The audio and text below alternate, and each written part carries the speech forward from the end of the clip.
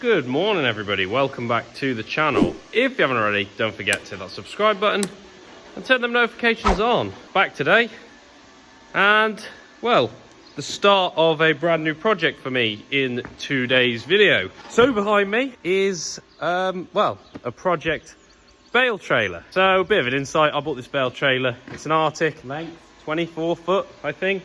Obviously your fifth wheel dolly at the front, single axle at the back. I bought this 2 years ago, paid £150 for the chassis of the Bale trailer and then another £150 for the dolly to go underneath. So far this has cost me £300 for getting up and running for lugging the straw here. So it is in a little bit of a state. You'll see that a lot of the cross members along this side have been cut off.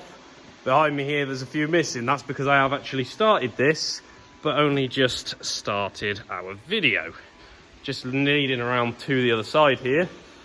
There are more of the cross members actually intact. They've not actually attacked this side much, but because the other side's missing, I'm going to be cutting a few of these out just because I don't want to be welding on the other side. So the next few videos in this project, you are going to be seeing me doing this trailer up to a state to be able to lug bales with. So I have actually lugged bales with this trailer.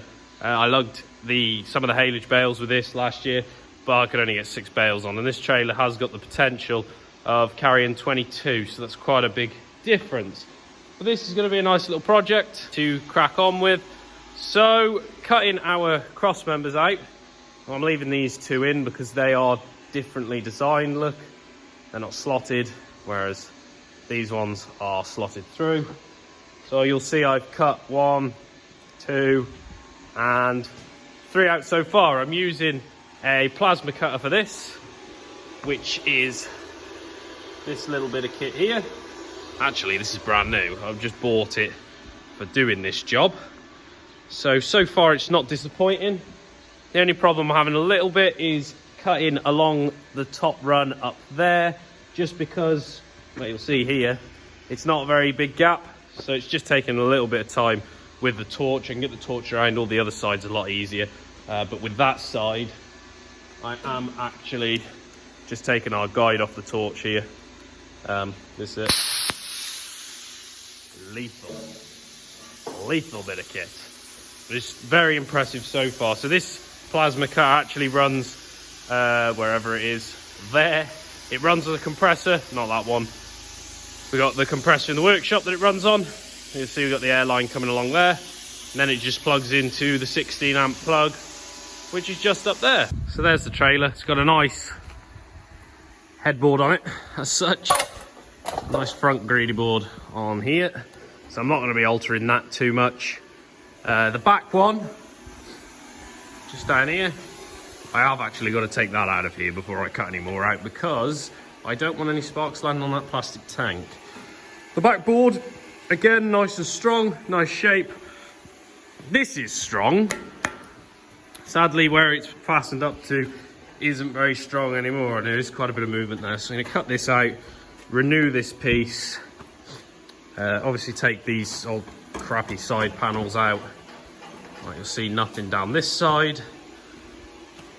Again, these two here are full length. They're the only two full lengthers that are in not too bad condition on the trailer, so they'll leave these in.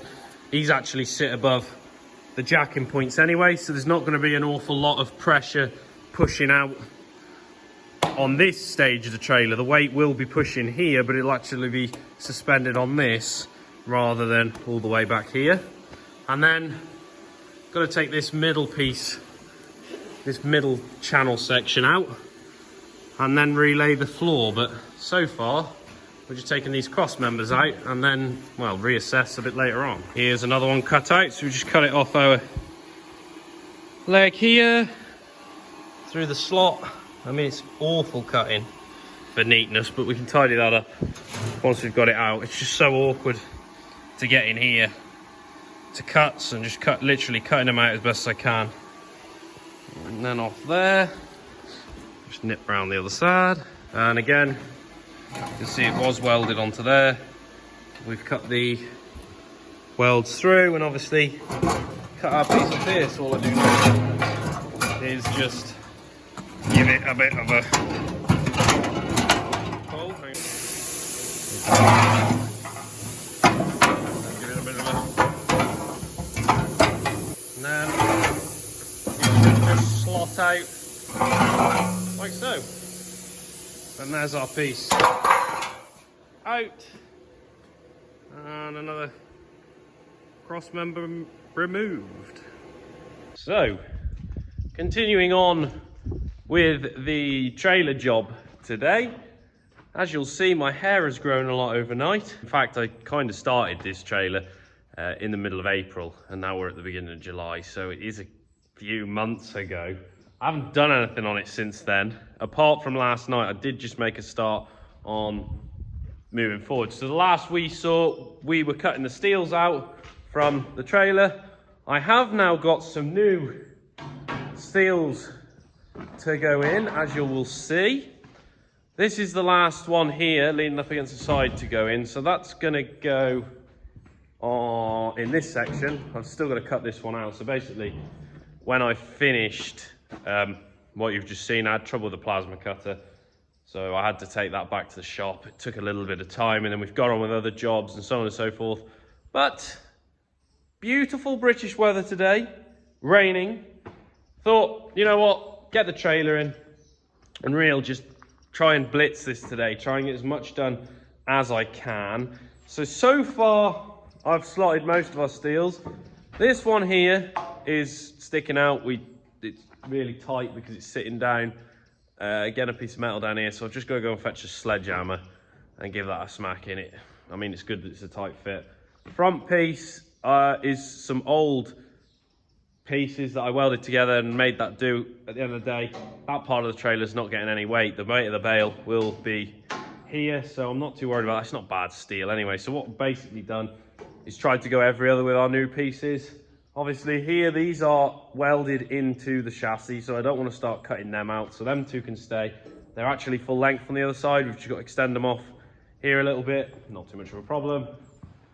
Again, two here sitting on our jacking legs. So again, didn't really want to start cutting these out as well, full length, so they don't need replacing. Then coming down here, these were all knackered, so we've got one every other, and that back one's going to come out. And then that one that was against the wall is going to go in there. These ones, because this is some real thick 5mm steel, this was actually steel plate. Our local blacksmith curled this, bent it to get it into some nice C-section. We are actually, with these ones, just going to put some angle iron in, hopefully. That's the plan. Well, because this is expensive steel. We've gone with strength every other, and then again, every other again. We will just go little bit thinner metal on angle rather than C-section. It should do the job just fine. We'll just pack these bottom pieces in. So that's the progress so far with the trailer.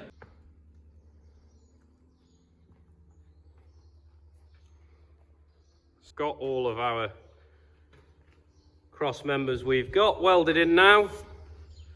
So really, I only need 3 more. So I am quite tempted just to get 3 more of these pieces like this made up, just to finish this trailer off nicely.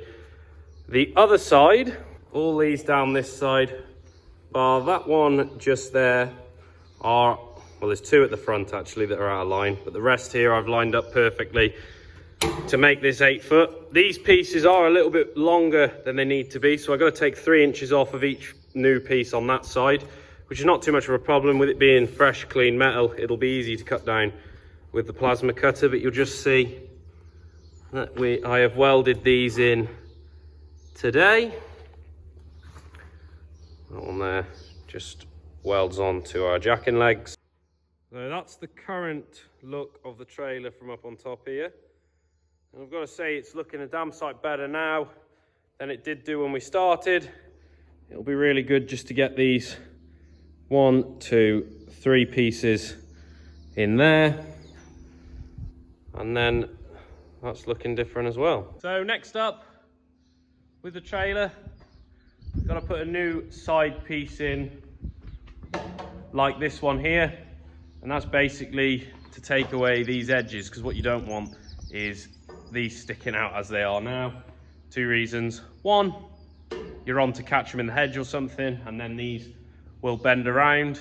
It also locks these all in together, so it stops that chance of them bending. And also, if we're taking this on the road, which we are going to be, that there is a sharp edge, so it's not safe against cars, cyclists, walkers, etc, etc. So we've got to make sure this side is shut off nicely with a piece of plate like that. And then once they're in, all that is left to do then is to put ourselves a floor in here. Now, I am hoping that this trailer will be usable without a floor. The only reason for that is we're just trying to spread the cost on this job a little bit, so we don't want to be buying all the materials at once. So I'm hoping that we'll be able to get through this season this year with this trailer without a floor, and then we're going to put a floor in it after at some point. Probably go with a wooden plank floor or something like that. It's kind of how it was before. We thought about metal and a checker plate floor, but again, very expensive to do so. And then some new lights just to finish it off. We're only taking this up and down our road locally, but it's always best to have fully working lights. And when going to the lengths of the trailer, as we are doing, might as well just finish it off with the lights. So like I say, lots to do with the trailer yet, but that is all that we're going to be doing in today's video on this trailer. Didn't actually film myself doing any of the work. Kind of figured that when you film yourself welding, you can't really see a lot anyway, so it's a bit pointless.